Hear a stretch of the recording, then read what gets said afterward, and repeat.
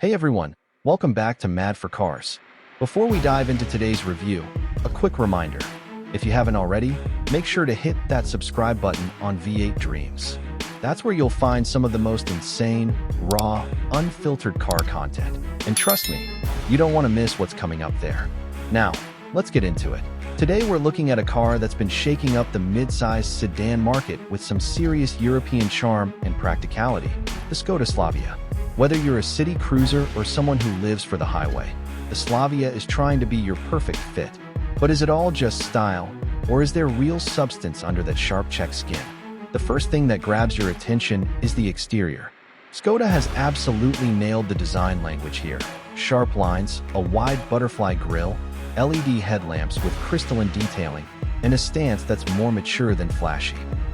It doesn't scream for attention, but it definitely turns heads with its understated confidence. The 16-inch alloys, the coupe-like silhouette, and that solid build. It gives off serious European sedan vibes without trying too hard. And when you see it parked next to competitors, you immediately notice it looks longer and more planted. Because, well, it actually is.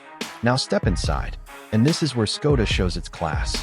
The interior of the Slavia is premium without being overdone. There's this clean dual-tone dashboard with soft-touch materials in the top variant, a freestanding 10-inch touchscreen infotainment system, and a slick virtual cockpit that adds just the right touch of tech. The steering feels great to hold, the controls are tactile, and overall ergonomics are spot on. Rear seat space? Honestly, one of the best in segment. Loads of legroom and enough headroom even for taller passengers. The 521-liter boot is practically cavernous. Perfect for weekend trips or even long hauls. And yes, ventilated seats up front, a blessing in Indian summers. But let's talk performance, because this is where the Slavia really starts to flex. It comes with two turbo petrol engines, a 1.0-liter TSI with 115 PS and a 1.5-liter TSI that kicks out 150 PS. The 1.0 is a smooth operator, very refined, and perfect for daily commutes. But if you want fun, that 1.5-liter with active cylinder technology is the one to go for. It pulls hard, stays eager, and with the DSG gearbox, the shifts are quick and seamless. And surprisingly, even the manual is a joy to use. Crisp throws, light clutch. It's not just about power, though. The Slavia rides beautifully. Soft enough to soak up bumps, but still sharp in corners. It's that rare car that manages comfort and confidence, something we often miss in this segment. Safety's well covered too. 6 airbags, electronic stability control, hill hold, TPMS, and a solid 5-star GNCAP rating. You feel cocooned inside, which is a big win for families thinking long-term. And now for the all-important part, pricing. The Slavia starts at around 11 Indian rupees lakh ex-showroom and goes all the way up to 18 Indian rupees lakh for the top-end 1.5 DSG variant. Is it expensive?